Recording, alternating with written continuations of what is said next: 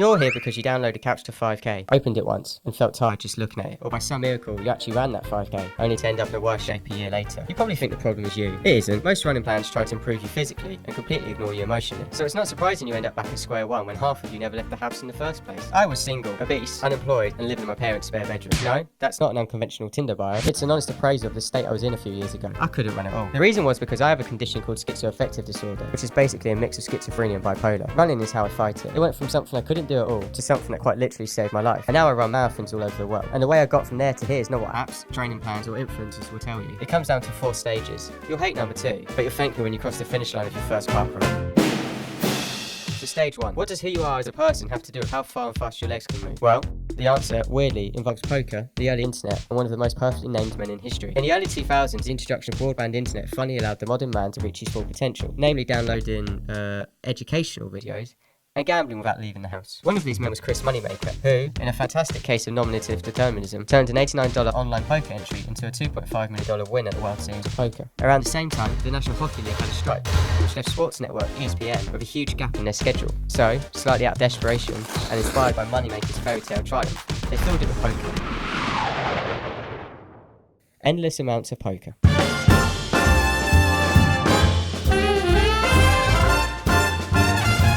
This triggered what became known as the poker boom, where everyone and their dog thought they could get rich quick because they had watched a few hands played on TV. And so suddenly poker tables, online and in real life, were full of complete beginners with no idea what they were doing. In theory, this should have been perfect for experienced players. And for some it was, but a lot of our pros actually started losing. Because they were playing poker properly, statistics, probabilities, percentages, giving up on good but not great hands. While the beginners were doing completely random, irrational things that made them unreadable and wrong-footed the experts. Bluffing when they shouldn't, calling when they shouldn't, playing terrible hands to the end and somehow winning through chaos and luck. The experienced players were playing the game exactly by the book, but they were ignoring the key variable, the other players, and how they changed the context of the game. And that's the key point.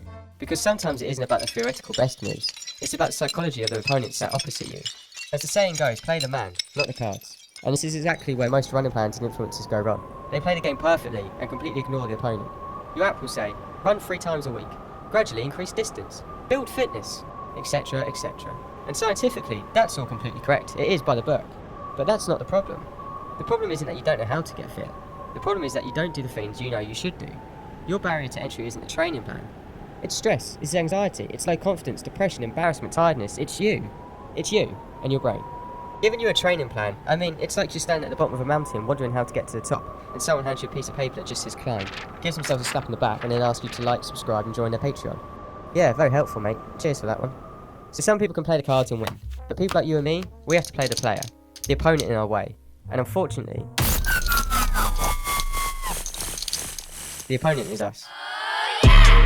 So now we know who the opponent is. The next question is, how do we beat them? What are their psychological tendencies and blind spots that we can exploit? As the opponent is us, we can just ask ourselves. And that's why stage 2 is honesty. Brutal honesty. Now let me tell you, when you get diagnosed with a serious mental health condition, it's a very humbling experience. You answer invasive questions, talk about things you're ashamed of, and no one can make eye contact with you. It was a similar experience to when my wife saw me naked for the first time. But there is one strange benefit. You stop lying to yourself. Because when you hit rock bottom, there's no point pretending anymore. No ego left to protect. You can finally look at yourself honestly and ask, what is actually wrong here? This is where most people make a mistake when trying to improve their lives. They focus on their strengths. What actually changes your life is fixing your weaknesses. Don't raise the ceiling, raise the floor. Imagine a boxer with a punch that can knock out 90% of fighters, but has terrible defense and a glass jaw. If he lands first, he wins. If he gets hit first, he loses. So despite being incredibly talented, he ends up average. Weirdly, most people would focus on his punch. That's what gets him wins and headlines. So lift more weights, hit more heavy bags. But that won't work. His punch is already elite, so he'll have to work very hard for only a marginal improvement. If, instead, he looks at his defense and gets it from terrible to average, a much easier task with basic fixes, the difference is profound. Suddenly it becomes very hard to do. Improving weaknesses often has a bigger impact than improving strengths. So here's what you do to apply it to your running. Create a table of 2 columns. Label column 1, weakness. Label column 2, cause, and fill them. They will be different for everyone, but here are mine when I was trying to start running. Maybe you can relate to something. Number 1, I could never find time in my day to run despite always planning to. Things just seem to come up. Number 2, running felt like a miserable punishment that I just didn't have enough energy for. Number 3, I was obese and scared that people on the street would point and laugh as I ran past. Now, we're filling the causes. If your causes sound like because I'm not selfish enough, I demand too much from myself, then we have a problem. That level of self-grandizing delusion might go down a storm on LinkedIn, but it's not going to cut it here. Let's go back to our poker so I can explain. Imagine you're playing poker and you get dealt pocket aces. You go all in. Pocket aces. Winner, winner, chicken dinner. Then someone else turns over pocket aces. Then another player does. And another. There are only 4 aces in the deck. Somehow there are 8 on the table. Someone is lying here. Because we're playing ourselves, that means that person who's lying is us. We're not being honest. And when you answer like the above, you're cheating yourself. So let's go back to our table and try to not act like our own PR department for a moment. Right, problem 1. Not enough time. This is definitely not because I'm not selfish enough. I'm always very skeptical when people say that. If it were true, we probably wouldn't be living in a culture war dystopia where people insist on taking phone calls and loudspeaker on public transport. After a lot of soul searching, I realised I can actually be quite selfish. I grew up in a world where my illness sometimes made it harder to connect with people, so I became quite isolated and very self-reliant. And self-reliance, when left unchecked, turns into selfishness and self-indulgence. When I actually looked at my days, the truth was obvious. I could have spent an hour less in bed. I could have not doom scrolled for 40 minutes in the morning. I could have not binged a series every evening after work. There was time. I just chose easy, short-term comfort for myself over something difficult that had long-term value, not only for me, but the people around me. I confused wants with needs, and then I excused the wants by pretending they were needs. That allowed me to say I didn't have enough time and completely abdicate responsibility. I can also be a people pleaser. I run errands for other people, prioritise their time, try to impress them, and end up derailing what I actually needed to do that day. You might wonder how someone can be selfish and a people pleaser at the same time, but when you really look at obsessive people pleasing, it can actually come from a similar place. You're doing things for people not out of kindness or love, but for your own selfish purposes of wanting to be liked and praised. The other person's needs are purely secondary, a vehicle to your increased sense of self-worth. So you prioritise simple, transactional approval over deeper, more honest relationships. It took me a long time to get my head around that, but it's important, because the whole point here is that we're not trying to treat the symptoms, we're trying to treat the cause. If you only treat the symptoms and not the cause, you never actually fix the problem. The second problem came from the fact that my motivation to run was that I wanted to lose weight. So I was usually trying to diet and start running at the same time. This is something I do constantly. Whenever I set a goal, I don't just set the goal, I add extra conditions, unnecessary conditions that make it almost impossible to succeed. For years I told myself this was because I like to challenge, but I don't actually think that's true. I think it's narcissism. Not the loud, obvious kind, the much more embarrassing kind. I put everything on hard mode because it gives me an excuse when I fail. This self-sabotage isn't new. At school, I'd never revise for tests. If I did well, I was a genius. If I did badly, I could still be a genius, just a lazy one. Lazy can be fixed. You can't fix mediocre, so better not to find out if that was the case. This way, any failure is pre-explained, pre-forgiven. Excuses built in from the start. My ego's saved from having to face the idea that none of us are as special as we'd like to be. From the truth that I'm not perfect and very much capable of messing everything up on my own without having others to blame. The third problem, worrying that people would laugh at me, was of course also narcissism. But narcissism with a side of paranoia, courtesy of my illness. I was casting myself as the main character in everyone else's story. I thought everyone's watching me, judging me, thinking about me. To a certain degree, I needed to get over myself. Now, don't rage quit the video. There's a good chance some of this might feel a bit targeted, and you might be thinking, this guy doesn't know me or what I've been through. And look, I'm not trying to offend anyone. But if something did annoy you or hit a nerve, it's often because there's a bit of truth in it. So lean into that. Dig deeper. When you get to the causes stage of self-analysis, you have to be quite brutal with yourself. If something makes you cringe, that's usually a good sign you're getting close to something real.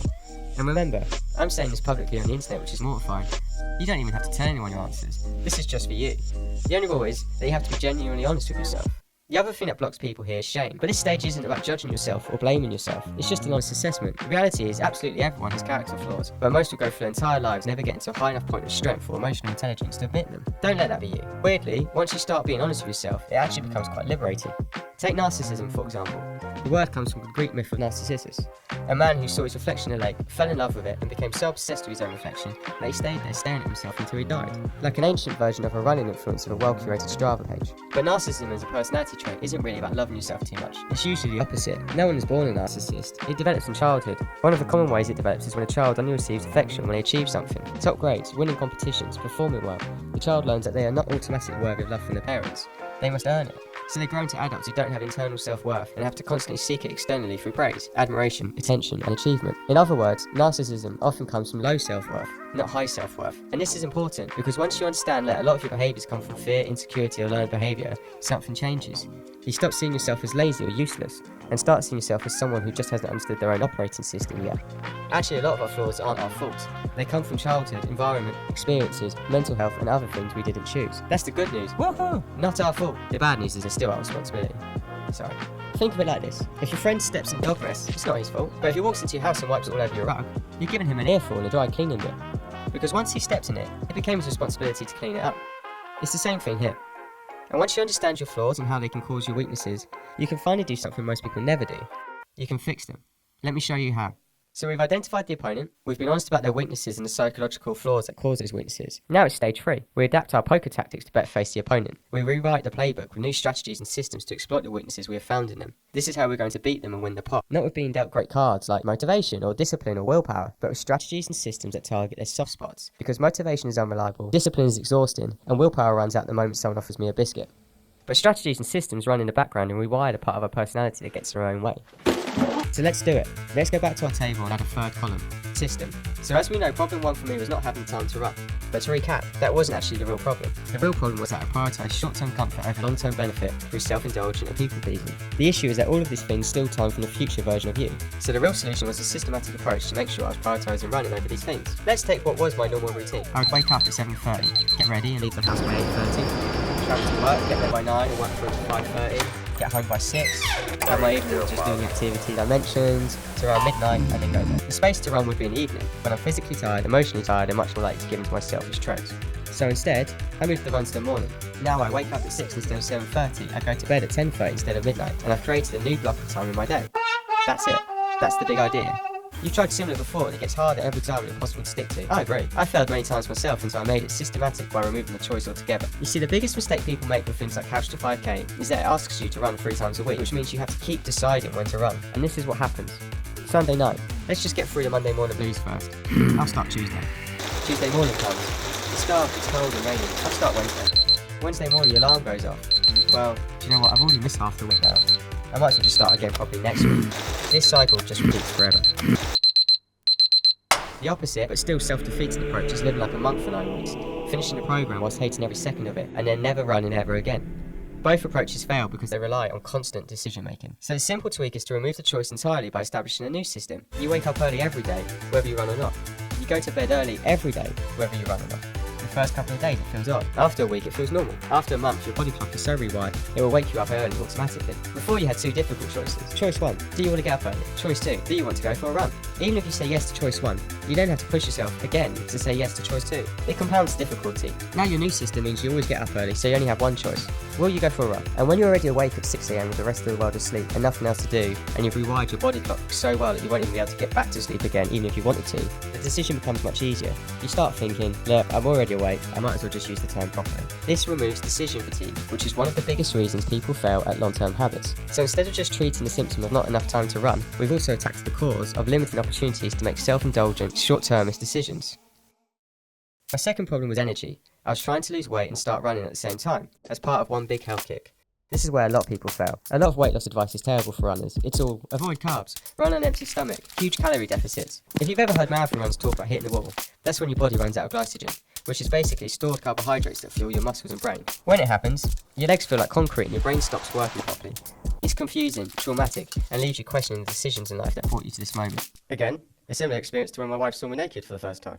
So if you start running while in a huge calorie deficit and not eating carbs, you're basically starting every run already at the wall. Even experienced runners struggle with this, so beginners have no chance. Of course you'll quit, running will feel awful every time. But after recognising I was doing this extreme approach as self-sabotage because of my fear of failure, I changed my whole weight loss system. Gone was the idea of chasing bragging rights about huge high risk but fast weight loss. Instead my system was small, under the radar but sustainable progress. You can lose a guaranteed £1 per week for a year and shift £50, but you can try to do it in 3 months with a grueling routine, quit after 10 days. We both know which one makes sense and will actually work long term. The biggest practical change I made was eating a simple carb breakfast before running, always. And because we created that extra 90 minutes in the morning system became wake up, eat simple carbs, which would be like a toast, white bread, bagel, about 300-400 calories worth. Then I'd get changed and warmed up whilst waiting an hour for my body to process the energy from the carbohydrates. Then I'd go for a run without feeling like I was already hitting the wall in my first step.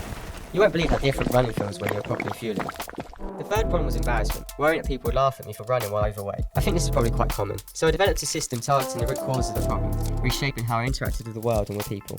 It transformed my mindset and confidence, and it rests on 3 main pillars. The first one's question of belief. Most people are busy and absorbed in their own lives. The belief that the moment I start running down the road I'll be the centre of the known universe is slightly egocentric. 95% of the time, nobody cares. The second was exposure. The truth is, the fear of being laughed at is worse than actually being laughed at. In your head, it's the end of the world. In reality, it's unpleasant. That doesn't make it great, but we do have to acknowledge there's worse things that can happen. That starts to take the power away from that fear. Just getting out there and experience that it's unlikely to happen, and then, even when it does, that you'll survive, will allow you to overcome the anxiety you have in time. The third was to interrogate the value of the thought. So if someone laughs at you for being out of shape while you're actively running to stop being out of shape, their opinion is both morally wrong and logically stupid. Think about it. They are mocking the problem and the solution to the problem at the same time. So why would you give any value to the opinion of someone whose opinion makes no sense? Truthfully, this has all worked for me. It's been transformative. So look honestly at what's holding you back from running, dig into the real reasons, and apply strategies and systems to target them. I'm sure you'll find, as I did, that once you start playing the man and not the cards, that no matter what life has dealt you, you can still find a way to win. Remember at the beginning when we compared running plans to stand at the bottom of a mountain and someone telling you to just climb? Well, the truth is no one climbs Everest to one go. There are camps along the way. This is what we're doing. It's called platforming. We're not trying to run a 5k or a half marathon or any other distance. We are creating systems that give you the foundations to attempt those plans and succeed. We are building base camp. And once base camp exists, climbing the mountain becomes possible. And that's what this whole video is really about. Running isn't actually about running for people like us. It's about becoming someone you respect. Running is just how we get there. If you follow this process, you won't just become someone who runs. You become someone who does the things they said they would do. And that changes your entire life. I know, because it changed mine. I started running because my life was falling apart and I needed something to hold on to. Somehow, over the years, it turned into structure, routine, friends, goals, travels, confidence, in a life I never thought I would have. So if you're at the bottom of the mountain right now thinking it's impossible, don't focus on the summit. Build base camp, then take the first step. And I'll see you at the top, because I'm still here. And you're still here. And together, we're doing alright.